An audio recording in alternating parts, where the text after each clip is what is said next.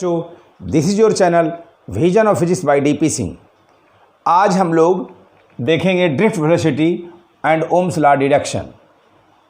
इससे पहले रेजिस्टेंस पर बेस्ड प्रॉब्लम देखा था और आज ड्रिफ्ट वेलोसिटी के बारे में समझेंगे। तो पहले समझते हैं बच्चों कि ड्रिफ्ट वेलोसिटी होता क्या है। तो मैं आपको बता दूं कि जैसा कि हम सबको मालूम है कि किसी भी कंडक्टर्स में बहुत सारे इलेक्ट्रॉन्स होते हैं और वो सारे के सारे इलेक्ट्रॉन्स जिगजैग मोशन में होते हैं, कुछ ऐसे जैसे तैसे, मतलब कोई ऑर्डर में नहीं, डिसऑर्डर। और ये ऐसा होते क्यों हैं? ये होते हैं ड्यू टू थर्मल एजिटेशन। ये थर्मल एजिटेशन के चलते ऐसा होता है। और जब आप बाहर से पोटेंशियल डिफरेंस अप्लाई कर देते हैं, आई मीन बैटरी से कनेक्ट कर देते हैं इसको, तो यही जो इलेक्ट्रॉन्स का अरेंजमेंट था, जो जिगजैग दिख रहा है आपको, वो सब स्पेसिफिक ओरिएंटेशन में ऐसे मूव करने लगता है। इस तरह से ये सब एक पार्टिकुलर दिशा में मूव करने लगता है।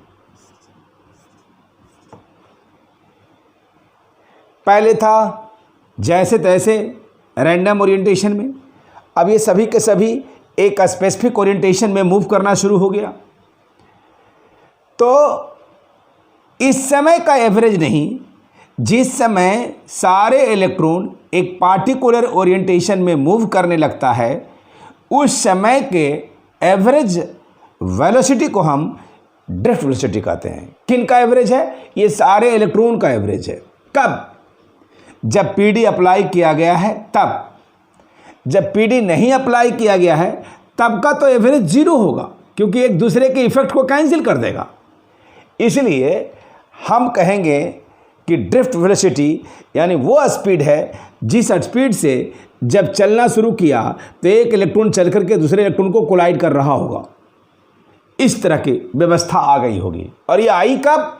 जब बाहर से आप पोटेंशियल डिफरेंस अप्लाइड किया तब आया। यानी सबसे पहले हम डिफाइन करेंगे कि ड्रिफ्ट वेलोसिटी है क्या।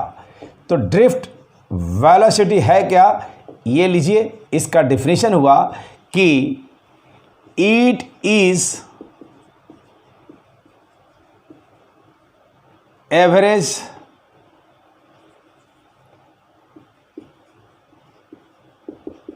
Velocity of electrons when potential difference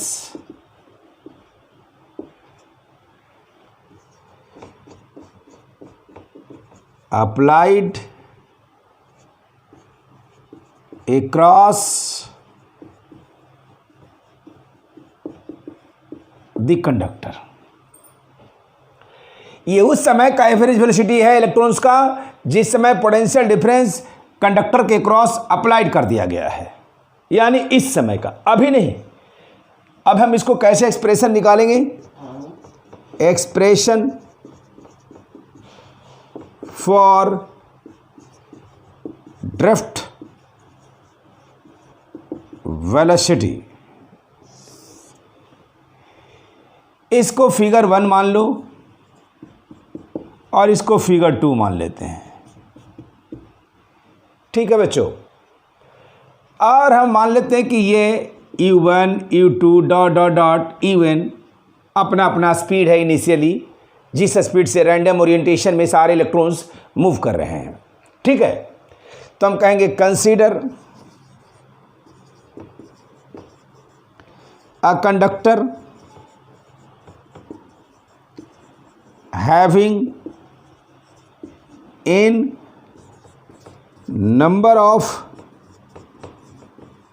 electrons moving in random orientation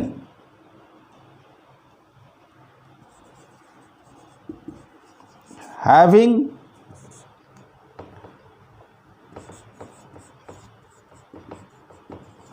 velocities u1 u2 dot dot dot un, then u1 plus u2 plus dot dot dot un बटा n बराबर 0 as shown in figure first, इसके जैसा। तो एक equation बन गया बच्चों हमको यहाँ से कि इनका एवरेज 0 हो जाएगा। जी एवरेज 0 क्यों हुआ? क्योंकि एक दूसरे के इफेक्ट को कैंसिल कर देगा जिगजैग होने के कारण। लेकिन ये मेरा ड्रिफ्ट वेलोसिटी नहीं है, इनका एवरेज को मैं ड्रिफ्ट नहीं कहा हूँ, इस समय के एवरेज को ड्रिफ्ट कहा हूँ। तो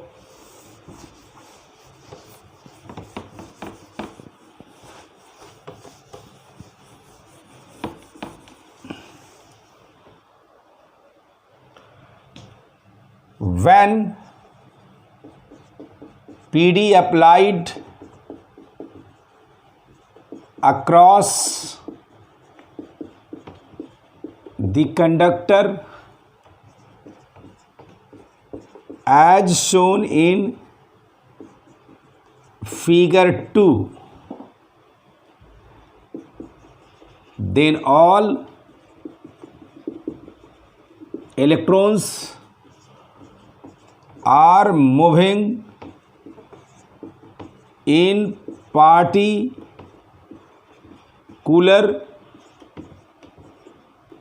orientation having velocity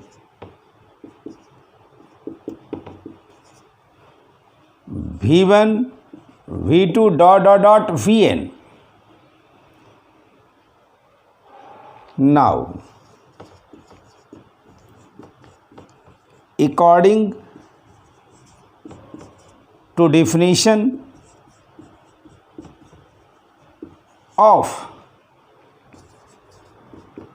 drift velocity, ये जो ड्रिफ्ट वेलोसिटी का डिफिनीशन हमने दिया वो कहा कि एवरेज वेलोसिटी है कब? जब पीडी अप्लाई किया गया है तब।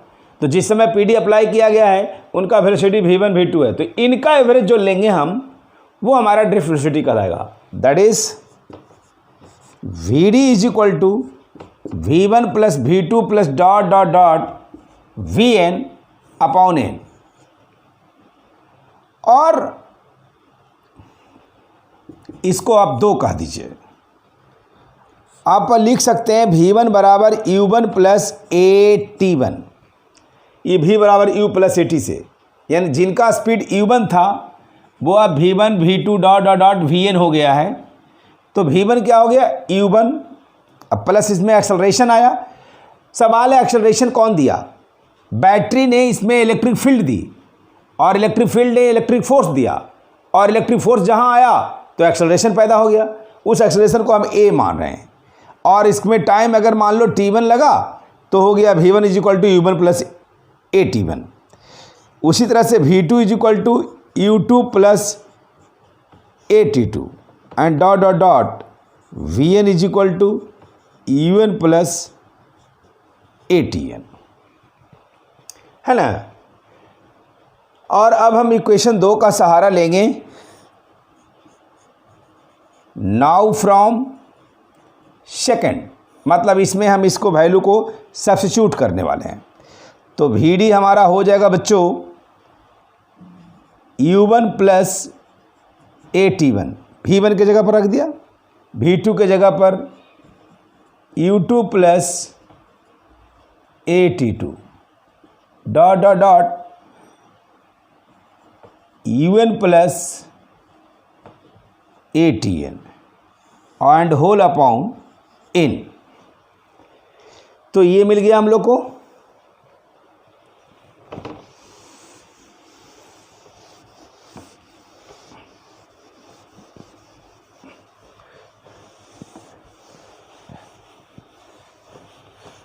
और इसको थोड़ा सा रीअरेंज कर लीजिए तो V D is equal to हो जाएगा u1 प्लस u2, सारा u1 u2 को एक जगह रख लेते हैं, dot dot dot un upon n plus a t1 plus t2 dot dot dot tn upon n। लेकिन इसकी वैल्यू 0 होगी इक्वेशन फर्स्ट से। Now from first u1 plus u2 plus dot dot dot un बटा n is equal to 0। Therefore V D is equal to क्या हो जाएगा, a t1 plus t2, मतलब इसको 0 रख दीजिए, अब plus a t1 t2 dot dot dot tn and whole upon n। So V D is equal to a और ये टाउ हो जाएगा, where tau is relaxation time.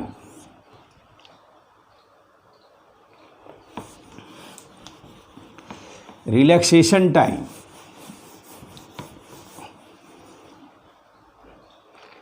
that is collision between, that is time taken in collision between the electrons. Electrons के बीच में collision होने में जो समय लगेगा उसी को रिलैक्सेशन टाइम कहते हैं। तो ये क्लियर हो गया। और अब एक छोटी सी बात कि आपको पता होगा कि अगर ऐसे इलेक्ट्रिक फील्ड है और इस पर प्लस क्यू चार्ज रखते हैं तो इस पर फोर्स ऐसे लगता है इलेक्ट्रिक फील्ड के दिशा में, और वैल्यू कितना होता है, ये होता है क्यू ई के बराबर, ये फोर्स लगता है। तो इसी आधार पर हम कहना चाह रहे हैं कि यहाँ पर जब बैटरी आपने लगाया तो उन्होंने इलेक्ट्रिक फील्ड ई दिया, जिसके वजह से यहाँ का जो चार्ज है वो है इलेक्ट्रॉन, क्योंकि कंडक्टर में इलेक्ट्रॉन है। मैं ये जनरल बात लिखा कि अगर क्यू चार्ज है तो क्यू ई फोर्स लगेगा, अगर ई इलेक्ट्रॉन है तो ई फोर्स लगेगा। तो इसलिए हम कह सकते हैं F बराबर ई इंटू ई, जहाँ पर ई क्या है, चार्ज ऑफ इलेक्ट्रॉन है, और कैपिटल ई क्या है, इलेक्ट्रिक फील्ड है। तो F बराबर होता है मास इंटू एक्सेलरेशन। ये एम ई क्या है, मास ऑफ इलेक्ट्रॉन।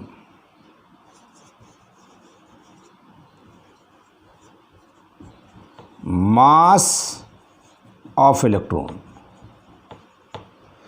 तो A इज इक्वल टू हो जाएगा ये,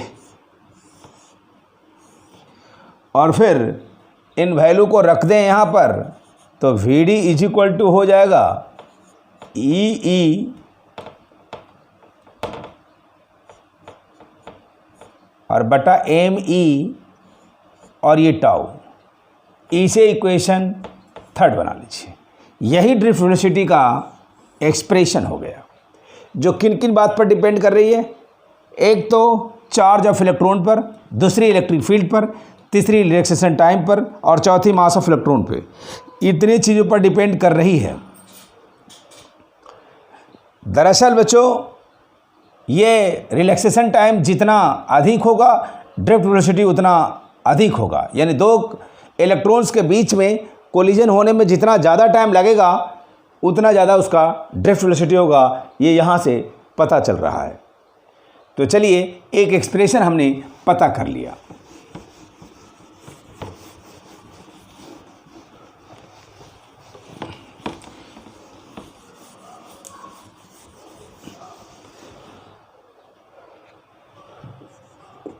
Another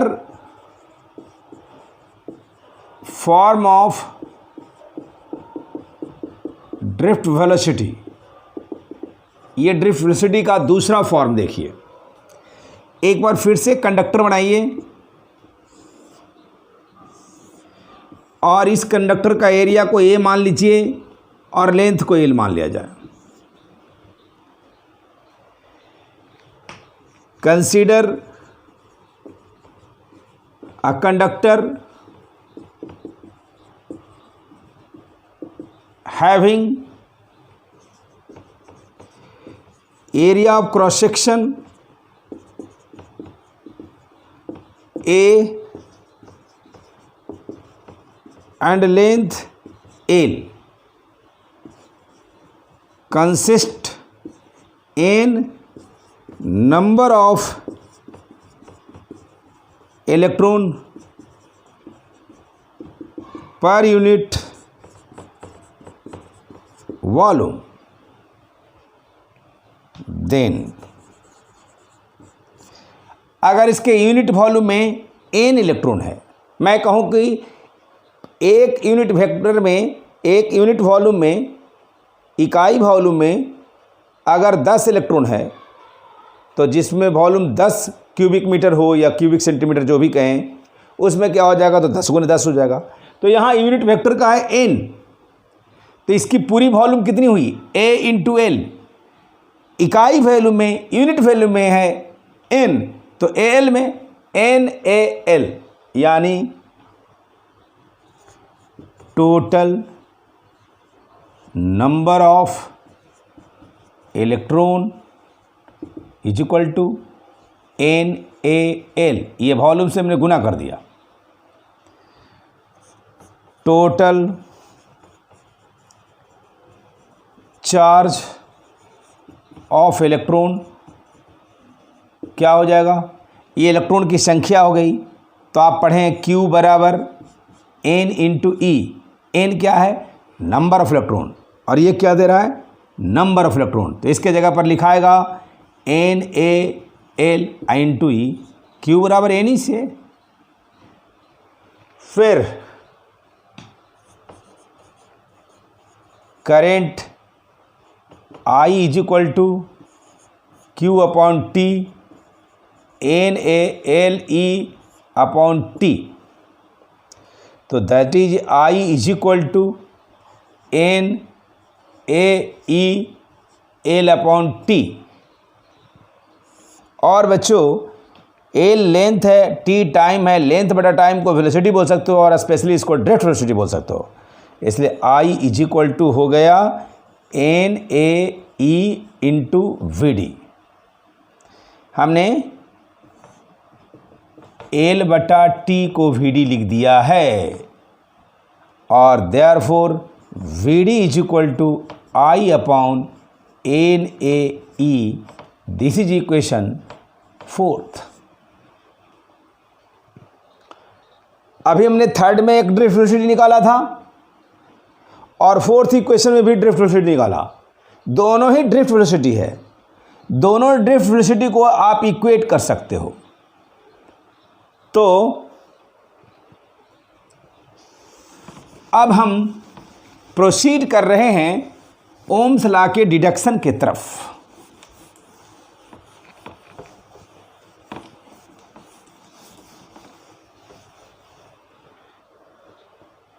तो हम लिखेंगे ओम्स लॉ डिडक्शन। ये कैसे होगा, ओम्स लॉ डिडक्शन। तो ये ओम्स लॉ डिडक्शन हम कैसे करेंगे, तो इसके लिए हम इक्वेशन थर्ड और फोर्थ का लिखेंगे, सहारा लेंगे। तो फ्रॉम थर्ड एंड फोर्थ क्या हो जाएगा, ई टाउ एम ई, ये तीसरा में VD था और ये VD कितना आया है, I बटा NaE। फिर E V बटा L ME टाउ। थोड़ा अच्छे से लिख दीजिए इसको, E V tau M E L, E को लिख दिया भी बटा एल, आई बटा एन ए ई। चूँकि आपको पता है E is equal to V बटा एल होता है, इलेक्ट्रोस्टैट से पढ़े थे, ई बराबर माइनस डी वी बटा डी आर, उसी से लिख रहे हैं। तो अब अरेंज कर लीजिए इसको थोड़ा सा, V upon I is equal to M E L, ये ऐसे चला गया, आई इधर ले आए हैं, N E square N E square tau और ए। देखिए सारा नंबर्स को हमने केवल अरेंज कर दिया है। टोटल कितना था, 1 2 3 4 5 6 7 8 9। अभी भी देखिए 2 और 2 4 और 4 और 2 3 7 और 2 9 ही है, मतलब अरेंज किया, बस अरेंज किया है और कुछ नहीं। यानी V upon I is equal to, इस पूरे के जगह पर आप रजिस्टिविटी रो लिख लीजिए और एल बटा ई हो गया, और भी बटा आई इज इक्वल टू, अब आप इसको आर लिख सकते हैं, and V is equal to I R. यही है ओम्स लॉ जिसको हमने डिड्यूस करके दिखाया, V is equal to I are.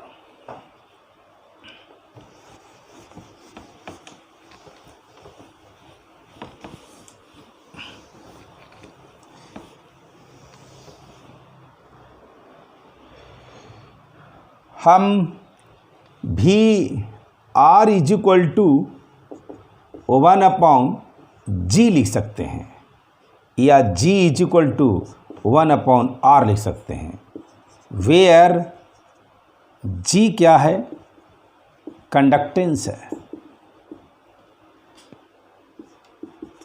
इससे भी इज इक्वल टू आई बटा जी लिख सकते हैं और आई इज इक्वल टू जी भी लिख सकते हैं। तो ये भी ओम्स लॉ का दूसरा फॉर्म है। ये कंडक्टेंस के लैंग्वेज में है, ये रेजिस्टेंस के लैंग्वेज में है, पर दोनों ओम्स लॉ ही कहलाएगा। केवल मैंने रेजिस्टेंस को रिप्लेस किया है कंडक्टेंस से, इसलिए इससे घबराना नहीं है कि ये दूसरा हो गया और वो दूसरा हो गया। एक बात तो ये समझ में आई बच्चों हम लोगों को,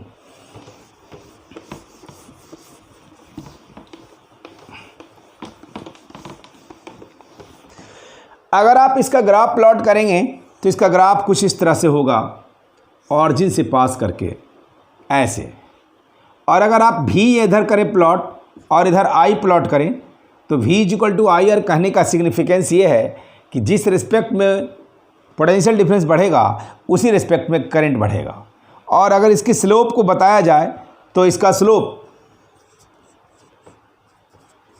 M is equal to tan theta is equal to V बटा I is equal to R. तो इसका स्लोप क्या बताएगा, रेजिस्टेंस बताएगा। तो बड़ा इंटरेस्टिंग बात है कि आप स्लोप जिसका जितना ज़्यादा हो उसका रेजिस्टेंस उतनी अधिक होगी। जैसे अगर मैं एक सवाल करूँगा कि एक ऐसा ग्राफ दिया हुआ है, ये दो ग्राफ है, ये एक ए है और दूसरा बी है। अब ये θ1 एंगल बना रहा है और ये θ2 बना रहा है, और हमको कहेगा from the given figure which one has higher resistance A और बी। ए और बी में किन का रेजिस्टेंस अधिक है, ये अगर हमको पता करना हो तो जिनका स्लोप अधिक है, ए का स्लोप कम है, बी का स्लोप कम है, ज़्यादा है। क्यों? क्योंकि स्लोप होता है tan थीटा। तो फॉर ए स्लोप, या आप ऐसे लिख दें कि slope of A is smaller than slope of B. Hence,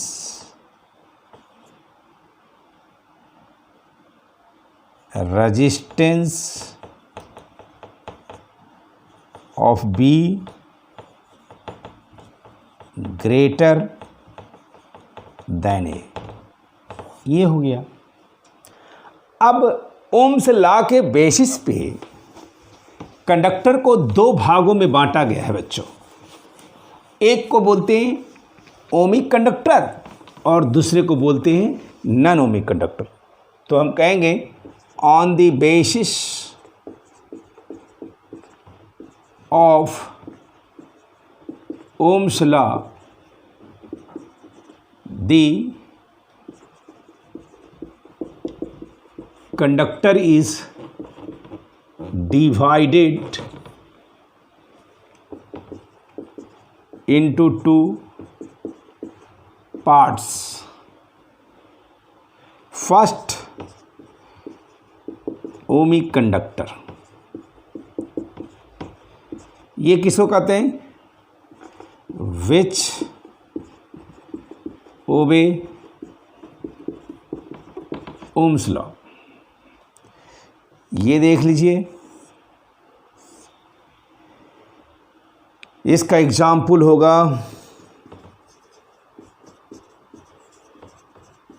good conductor, जो कि स्ट्रेट लाइन पास कर रहा है, ये भी है और ये आई है। और दूसरा है non ohmic conductor which does not obey Ohm's law। जो ओम्स लॉ को ओबे ना करे वो है non ohmic conductor. Ohm's law ओबे करने का मतलब है कि ऑरिजिन से पास करेगा वी आई का ग्राफ और वो स्ट्रेट लाइन होगा। जहाँ ये कर्व लाइन हो गया इसका मतलब ओम्स लॉ को फॉलो नहीं कर रहा है।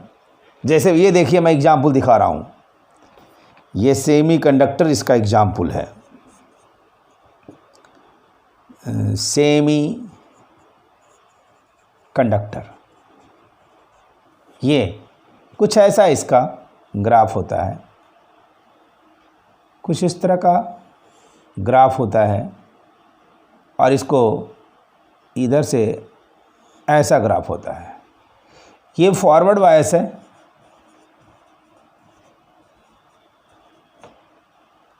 इधर भी प्लॉट किया गया है और इधर आई प्लॉट किया गया है।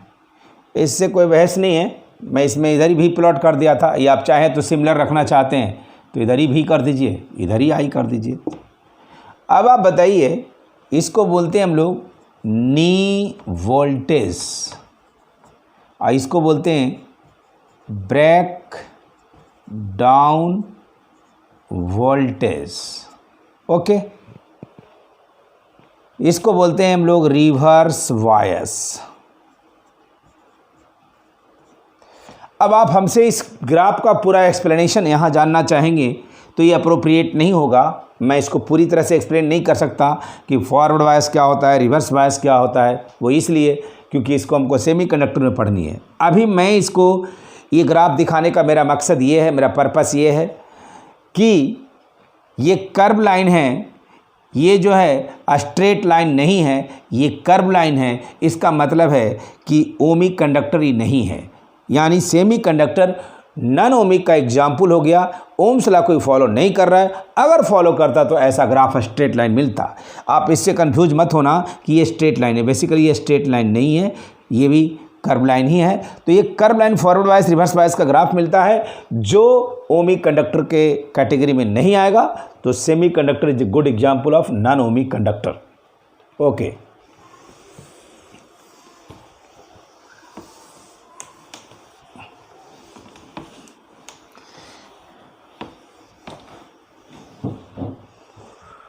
और relation between drift velocity and drift velocity and current density. तो आपको पता है कि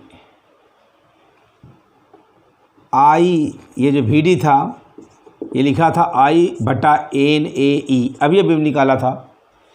I/A को आप क्या लिख सकते हैं, इसको लिख सकते हैं करंट डेंसिटी। तो इसलिए VD = J/NE भी लिखा जा सकता है, वेयर I/A = J, जो करंट डेंसिटी है, मैंने पहले डिस्कस किया पहले के लेक्चर में। तो ये एक रिलेशन बहुत अच्छा हो गया करंट डेंसिटी का और ड्रिफ्ट वेलोसिटी का, इन दोनों में एक बहुत अच्छा इंटर रिलेशन है। तो ऐसे बच्चों,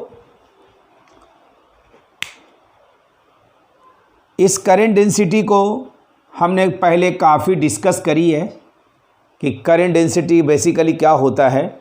आज हम सिर्फ ये बताना चाह रहे थे इस पे कि ड्रिफ्ट वेलोसिटी और करंट डेंसिटी के बीच में रिलेशन क्या है, क्योंकि कभी कभी हो सकता है ड्रिफ्ट वेलोसिटी सवाल में दिया रहे और डेंसिटी ढूंढना कहे, तो ये रिलेशन आपको लिए बहुत उपयुक्त होगा और कारगर होगा। तो ये था, आज हमने आपके सामने देखा drift velocity and Ohm's law deduction, जो मैं उम्मीद करता हूँ आप अच्छे से समझ चुके होंगे। Thank you. तो आज का इतना ही क्लास रहेगा, अब अगले लेक्चर में हम आगे की बात करेंगे। धन्यवाद।